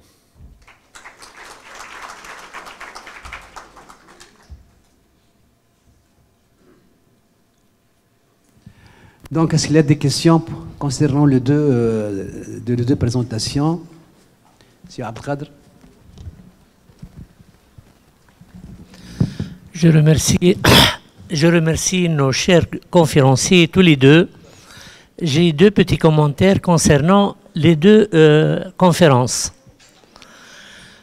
Vous avez insisté tous les deux à l'intérêt des Doppler au cours du suivi des grossesses, soit tous les 15 jours, soit tous les mois, en fonction de la chronicité, n'est-ce pas? Et concernant le Doppler ombilical, lorsque le Doppler ombilical présente une composante diastolique nulle ou avec reverse flow, cela ne veut pas dire que les résistances placentaires sont augmentées. Il n'y a pas d'augmentation des résistances placentaires, n'est-ce pas? Quand il n'y a pas de retard de croissance intra-utérin sélectif. Il n'y a pas de retard de croissance utérin sélectif. Nous avons un STT ou un TAPS avec une différence de volémie chez l'un des fœtus et une augmentation de volémie chez l'autre fœtus. Il ne faut pas croire que l'anomalie de Doppler ombilical qui consiste à une diastole nulle ou avec un reverse flow va toucher les résistances placentaires qui ont augmenté. Il n'y a pas d'augmentation de résistance placentaire dans ce type d'anomalie ou de complications. Alors pourquoi le Doppler ombilical est pathologique? Il est pathologique soit une composante diastolique nulle ou reverse flow parce que chez le fœtus donneur, il va y avoir une hypovolémie et laquelle hypovolémie va donner un G au niveau de l'artère ombilicale plus faible que le G d'un fœtus normalement volémique. Nous avons un pic systolique qui passe dans l'artère ombilicale sans difficulté, mais au cours de la diastole, nous n'avons pas suffisamment de liquide qui va entraîner une diastole positive. À l'inverse, chez le receveur, il a plutôt une charge volémique importante. Et le cœur va avoir une complication dite hypertrophique, une myocardiopathie hypertrophique, qui va avoir des difficultés pour chasser la colonne volémique au niveau de l'artère ombilicale. Par conséquent, nous allons avoir aussi une diastole faible, nulle, ou avec reverse flow. Qu'est-ce que vous pouvez commenter? Alors, quoi qu'il en soit, ce que l'on enregistre sur le Doppler ombilical, c'est le potentiel d'oxygénation du fœtus. D'accord. C'est ça qui nous importe. D'accord. Et donc, quand on a un flux diastolique nul, en fait, pour voir ce qui...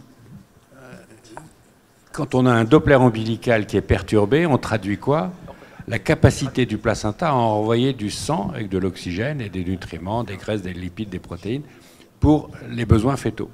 Et donc, en fait, c'est l'air sous la courbe, c'est l'intégrale, si vous voulez, du spectre qui nous intéresse. C'est-à-dire que quand vous avez un flux qui n'est que en systole et rien en diastole, le volume qui revient au fœtus, donc le potentiel d'oxygénation, est diminué. Après, il peut y avoir des mécanismes différents, vasculo-maternel, placentaire, chromosomique placentaire, hémodynamique par syndrome anastomotique. Mais finalement, ce qu'on va chercher dans le Doppler ombilical, c'est le potentiel d'oxygénation et donc la menace qu'il y a sur le fœtus. Et donc, la classification de Gratakos est intéressante parce qu'il y a des anastomoses artério-veineuses, artério-artérielles, avec des placentas qui sont à taille inégale, en tout cas des territoires inégaux. Ce qui nous intéresse, c'est comment ça va se passer.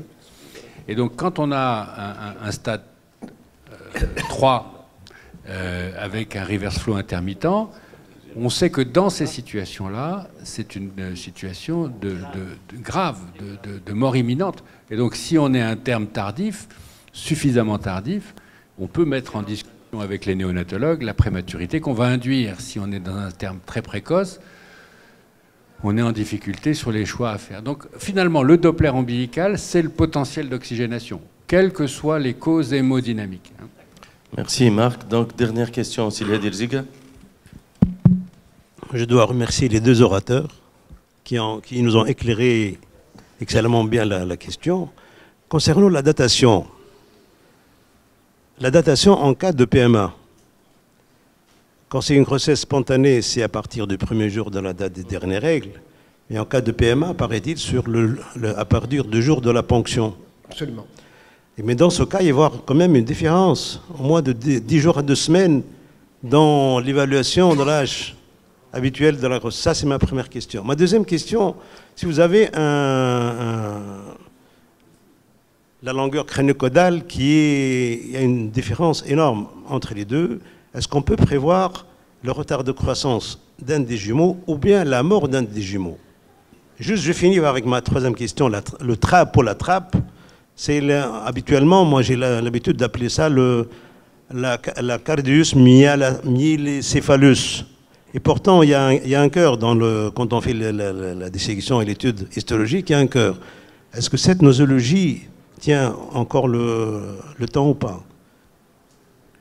Alors, pour les grossesses spontanées, donc on en a parlé. Pour les grossesses issues de PMA, on tient compte, comme tu l'as dit, de la date de ponction.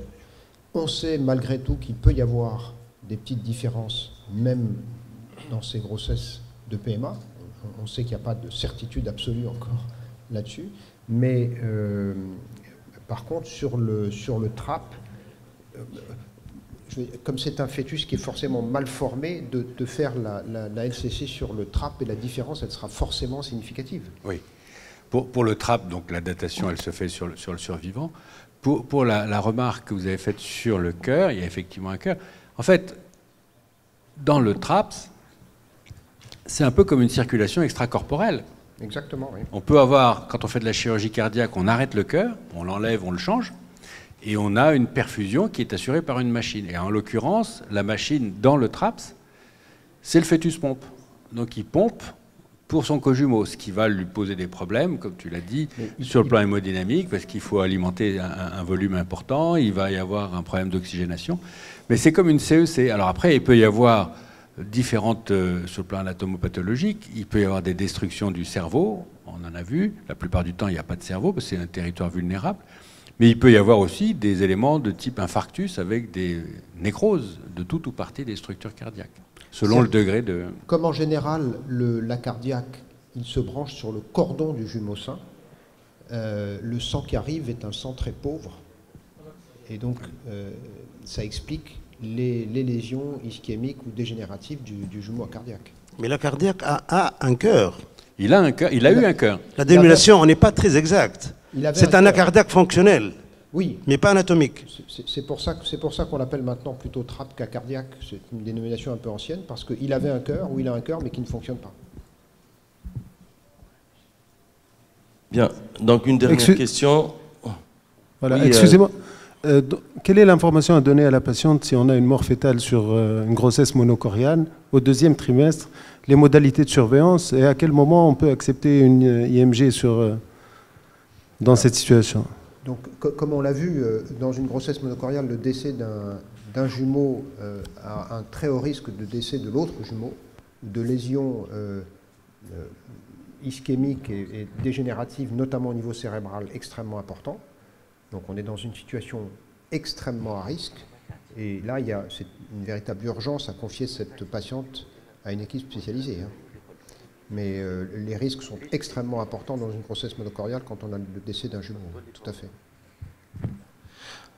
Bien, merci. Je vous invite à une pause café et je vous rappelle que vous pouvez télécharger l'application de la STGO pour avoir le programme et toutes les notifications. Il y aura un symposium Samsung tout à l'heure.